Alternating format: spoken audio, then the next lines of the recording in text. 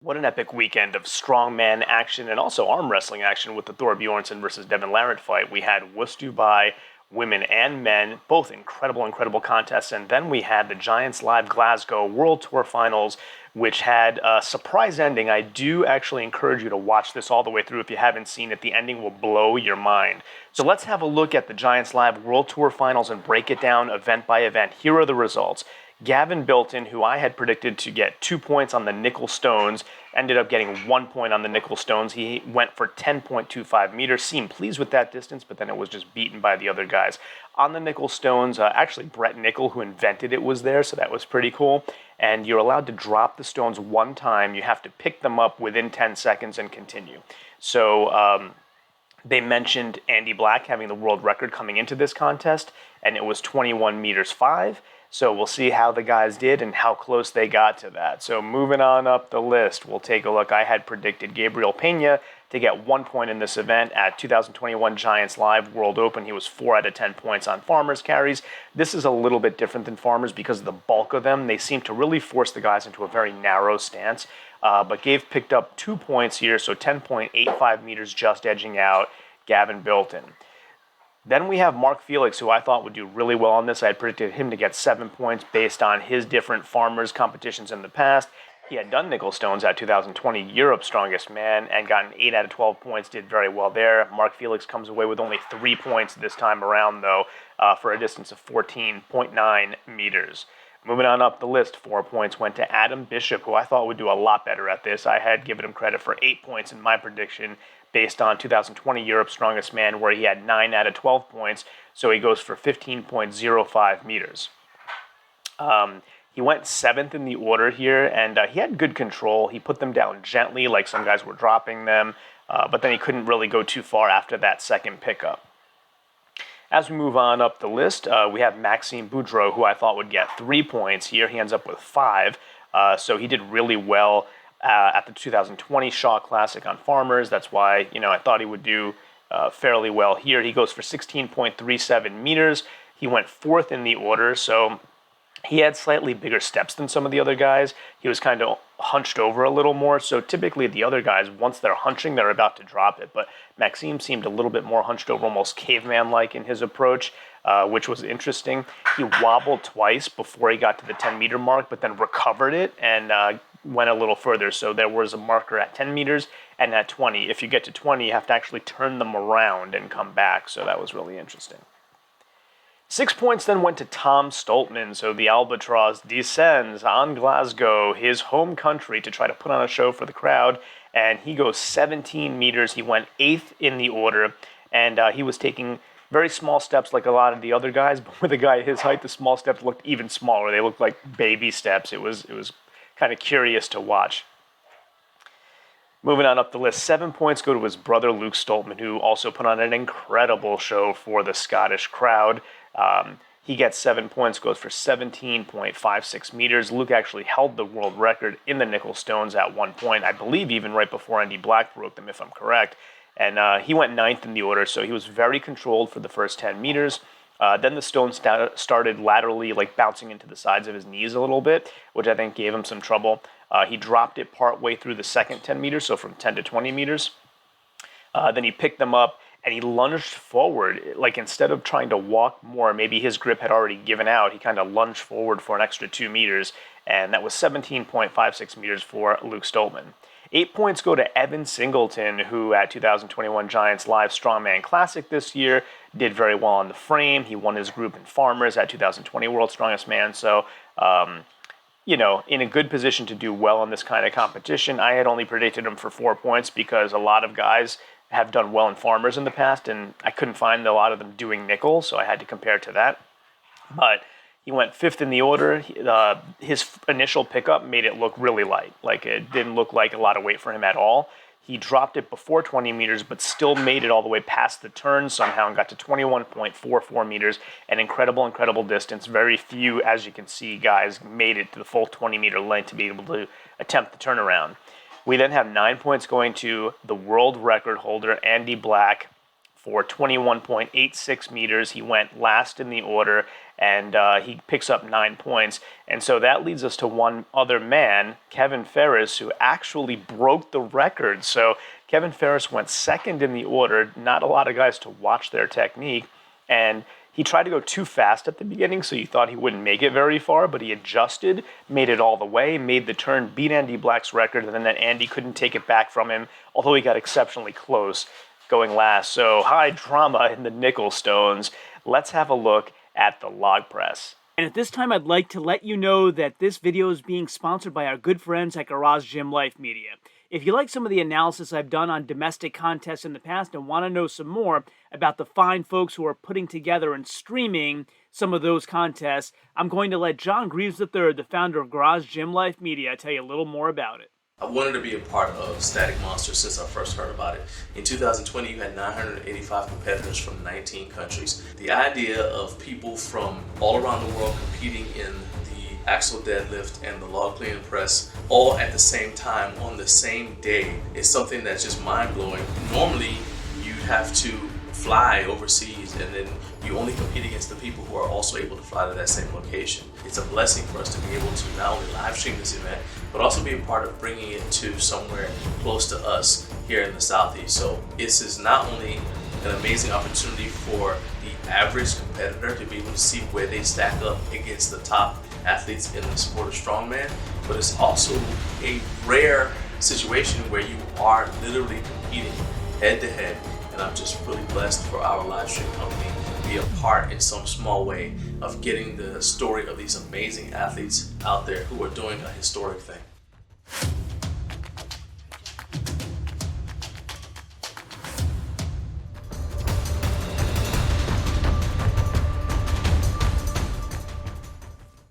Having a look at log press for reps, Mark Felix really known for not being a great overhead presser. I had predicted him to share last place with 1.5 points here. It was a 150 kilogram log, so I thought he would get at least a rep. Zeroed it, unfortunately. So this was a head-to-head event, and he went second in the order versus Adam Bishop. Like I said here, he was struggling to even get any reps at all. Andy Black, who I predicted would get 3.5 points here, ends up with 1 rep, good enough for 2 points. So he went 5th in the order versus Kevin Ferris. His first rep was moderately hard, and he couldn't get the press on the second one. So he just stopped trying after that and rested and watched Kevin Ferris for the rest of the time. Moving on up the list, 3 points, 3 reps, went to Gabriel Pena. So Gabriel went first versus Gavin Bilton, and I think that's because of the standings in the nickel stones. They took the bottom 2 guys who went against each other head-to-head. The next 2 guys up in the order in the standings went head-to-head and so forth. That's at least what it looked like, and that's what they do in many shows. So he did 3 reps faster than Gavin, but that's all he could do, and you'll see Gavin Bilton higher up on the list. So here he is. Gavin Bilton ends up with 5 reps, good enough for 4.5 points. I had thought he would get 6, so pretty close there. At the Giants Live World Open, he was 7 out of 10 points on Viking press. I was trying to find comparable events there, and again, he went versus Gabe. His 5 reps were all really nice looking reps, smooth reps with good lockouts, I thought. 4.5 points gets split with Adam Bishop. Also with 5 reps, he went second versus Mark Felix, as we mentioned before. The interesting thing is the log rolled forward away from him after his 3rd rep, so he had to go get it, grab it, bring it back. He didn't really get any help there, and get it back into position. And so he got 5 reps, but I think Adam could have gotten at least 1 more rep there if he hadn't had to expend energy and time doing all that work. And that'll be a theme here. Adam Bishop, I think, could have been on the podium or could have done better than he did in the overall standings, if not for small mistakes like that, and that was the first one. Kevin Ferris ends up with 6 reps, 6.5 points. So Kevin having a very good competition here. He went 5th versus Andy Black. He got the 6th rep right at the whistle after the clean, I call it the clean roll, like when you roll the log up onto your chest. It didn't even go all the way up on his chest, and he still muscled it up and got it right at the whistle. 6.5 points get split with Evan Singleton, who also manages 6 reps. He went 4th versus Luke Stoltman. I thought he got 7 reps, so I would have to watch it back to see why they didn't give him credit for that, but I thought he did get that 7th rep. But Luke Stoltman was just flying. Evan Singleton was doing his best to keep up with him, and, looked a little bit slower in comparison, but Evan's performance exceptionally fast if Luke wasn't right next to him. Maxime Boudreau comes away with 8 reps, good enough for 8 points here. He went third versus Tom Stoltman. A great performance, but beaten, as I said here, by a new world record by Tom Stoltman. So Tom went, as I said, third versus Max. 9 reps for him, a new world record, which Luke ends up tying. So 9 reps for Tom Stoltman, good enough for 9.5 points on the overhead log press for reps. He had amazing speed and timing. Like as soon as he was down, he was right on the ref's calls. Like as soon as the down call, he was down, right up, down, right, like immediate, no pauses. And like he had practiced this a million times. Like Tom Stoltman looking incredible. So he gets the new world record at 9 reps. Then Luke Stoltman goes, he gets 9 reps as well. Splits that 9.5 points with his Scottish brother, giving a great show for the Scottish crowd. And he went fourth versus Evan Singleton. I thought he got 10 reps as well, but this one legitimately was like 2 seconds after the time limit. So no controversy there. He got 10. If he had more time, he could have done more than 10. But within that particular time limit of 75 seconds, which they made a kind of a big deal about, they had raised that. It used to be 60. But for situations like this, they wanted pressers who could go longer to get more reps. So that's how the log press for reps shook out at Giants Live Glasgow World Tour Finals. Let's have a look at the deadlift. So on the deadlift, Gavin Bilton, I had predicted him to do 7 points here. He ends up withdrawing from the competition, so I believe he withdrew. It was Europe's Strongest Man, I think he withdrew as well after having trouble with the car walk there. Getting his win, blacking out, and unfortunately 2 shows now withdraws here as well, and he will be extremely disappointed, I would imagine, but Gavin Bilton unfortunately having to withdraw. Maxime Boudreau ends up going in fourth in the order versus Evan Singleton. I had predicted him to come in last year with 1 point. He ends up zeroing it, unfortunately, so the deadlift is 360 kilos in 60 seconds for reps. He ends up zeroing that, but big time rooting for Evan and showing great sportsmanship there. Moving on up the list, Kevin Ferris, who I predicted to get 4 points, comes away with 3 points here. That was done with 2 reps on the deadlift. He went third in the order versus Adam Bishop, the incredibly capable Adam Bishop on this type of event, and he looked done after 2 and didn't really try anymore. 5 points went to Mark Felix, who has always been good on deadlift for reps. I predicted him to do even a little bit better than that, but he does 3 reps, and he lifted alone because of Gavin Bilton's withdrawal. Does 3 reps, maybe a little bit more difficult without somebody to compete against, or maybe he was feeling some sort of injury, don't know. Andy Black, also with 5 points with 3 reps on the deadlift. He went second against Gabriel Pena. He was kneeling down after 3 reps and never got back up after that, so just took the rest time. 5 points also went to Luke Stoltman, who also put up 3 reps. And he went 5th in the order versus his brother Tom Stoltman. He took a long time after the 2nd rep, but got that 3rd rep. So Luke really motivated again here, just like Europe's. Moving on up the list, we have 5 reps for Evan Singleton on the deadlift, good enough for 7 points. He went 4th in the order versus Maxime, as we said. He really had to fight hard for a couple of those reps, but did pull out 5 reps. So it's interesting how he and Gabriel Pena both got the 453.5 kilograms in the deadlift world championships, but for reps, they differed here a bit, and you'll see that. Tom Stoltman picks up 8 points with a performance of 6 reps on the deadlift. So he went, again, versus his brother. He got 6, and then he wanted out of there. Like, I don't know if he was out of breath or he wanted his belt off quickly, so maybe a little too tight on the breathing there, but he does come away with 8 points for 6 reps. 9.5 points get split. So Gabriel Pena, who I mentioned earlier, gets 7 reps on the deadlift. He went 2nd in the order against Andy Black. He had a nice pace. He didn't rest until he had that 7th, like no kneeling in between. Nice pace the whole way through. He said, he was pleased with that. Afterwards, when they interviewed him, he's interested to see how his knees will hold up for the car walk, and very excited for the stone. So keep watching this all the way through, and you'll find out what happened there.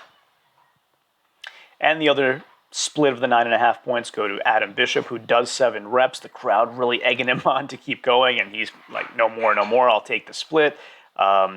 He was asked afterwards why he stopped there, and he mentioned, at the bottom there on that last rep, he lost his air, and he said it's really risky and dangerous to try to pull a deadlift without being fully braced, so that's why he stopped there. So that's how the deadlift shook out at Giants Live World Tour Finals Glasgow 2021. Let's have a look at that car walk and see what happened with Gabriel Pena. So as we said, Gavin Bilton had to withdraw. Gabriel Pena ends up with 2 points, just like I thought he would, having all kinds of trouble even getting it up and going at all. Manages 3.15 meters for 2 points. So not a lot of distance, having a lot of trouble there. And I didn't hear if it was his knees that were bothering him or the actual weight. But it seems like he had a little bit of a premonition there. Maybe his knees were giving him trouble coming into this comp. Andy Black comes away with 3 points. Again, not very far at all, 4.6 meters for Andy Black. Andy went third in the order versus Luke Stoltman. He picked it up and put it down a couple of times, really having trouble getting going. Luke finished his run, came back, cheered him on, but really to no avail there.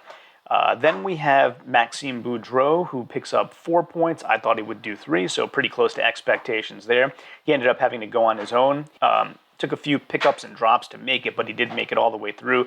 Took him 47.83 seconds, so he's the first man you see here with seconds instead of meters because he did finish the whole course.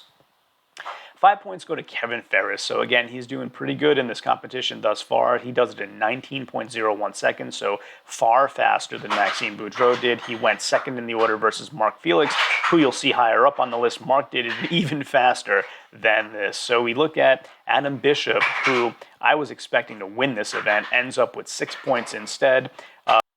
He does it in 18.35 seconds. He went fifth in the order versus Gabriel Pena. So as I said, he wasn't as fast as I expected. He was interviewed afterwards, and he said this kind of competition is all about being smooth, and I was not smooth there. So just a little bit of technique being off from what he expected. And again, the log, then this little mistakes like that kind of costing him a few placings.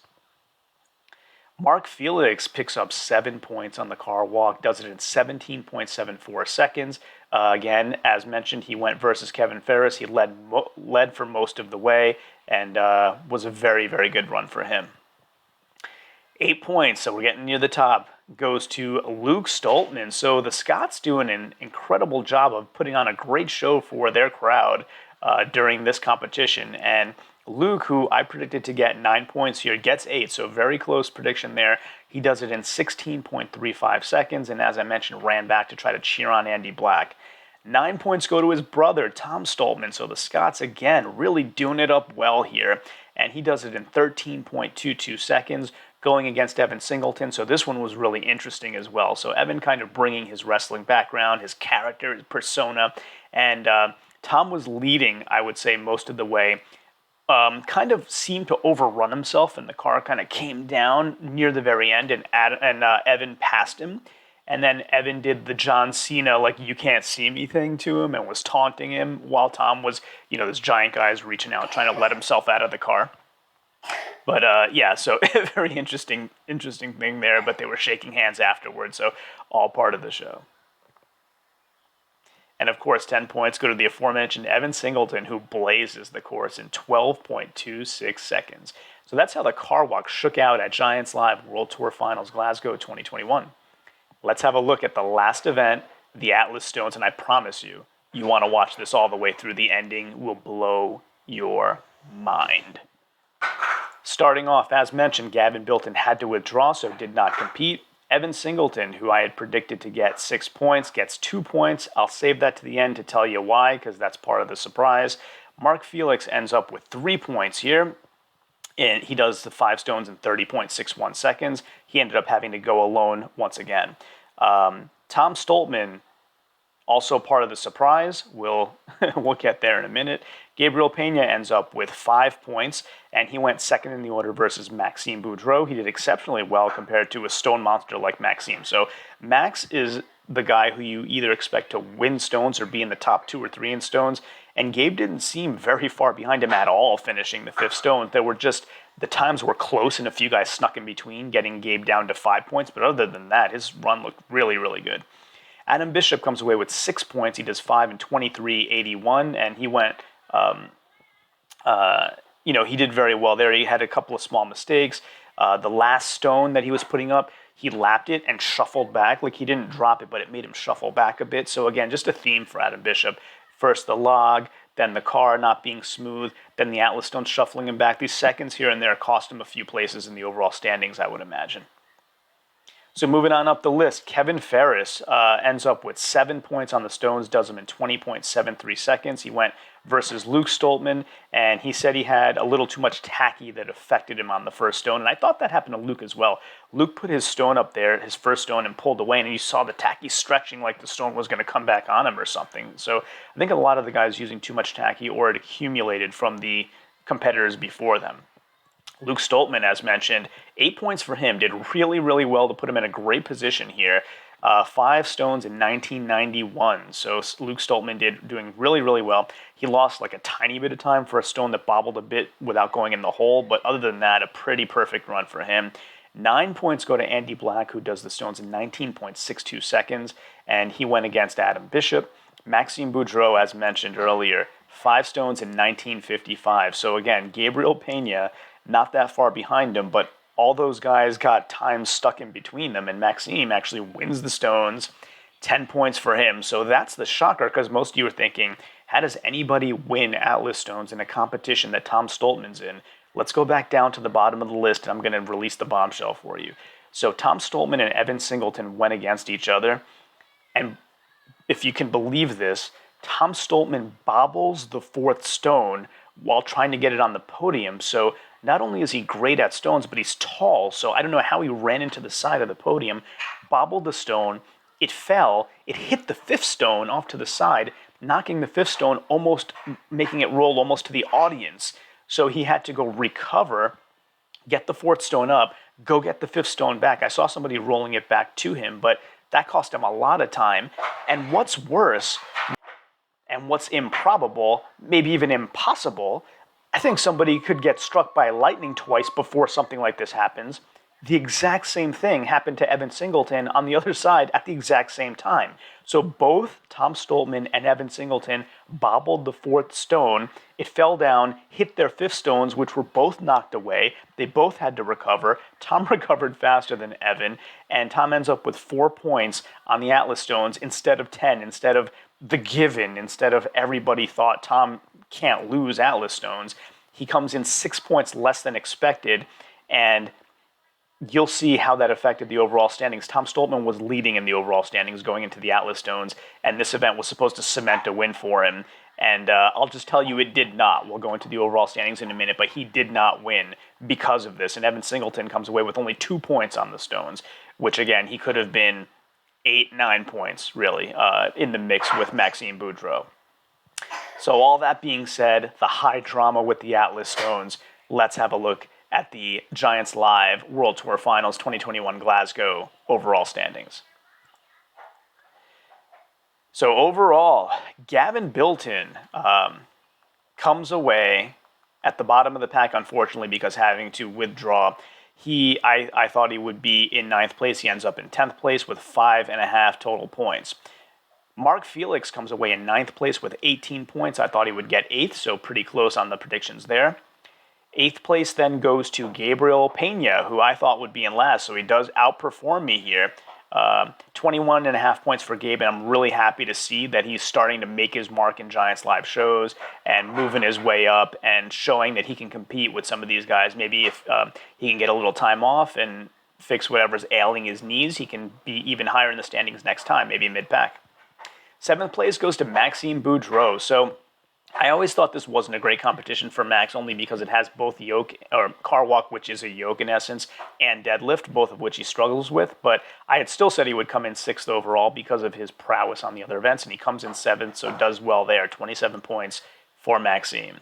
6th place goes to Andy Black, so the other Scotsman among the 3 in this competition, and he manages 28 points for 6th place. I thought he would come in 5th. Great job, Andy. Adam Bishop, who I thought would podium, I had him coming in 2nd, and again, those 3 little mistakes that I mentioned knock him down to 5th place. Still nothing to sneeze at, but 30 points for him. Adam Bishop will make improvements for next time going forward, I'm sure. He's also done a ton of contests. I think this was his 7th or 8th this year, so he really deserves a rest, poor guy.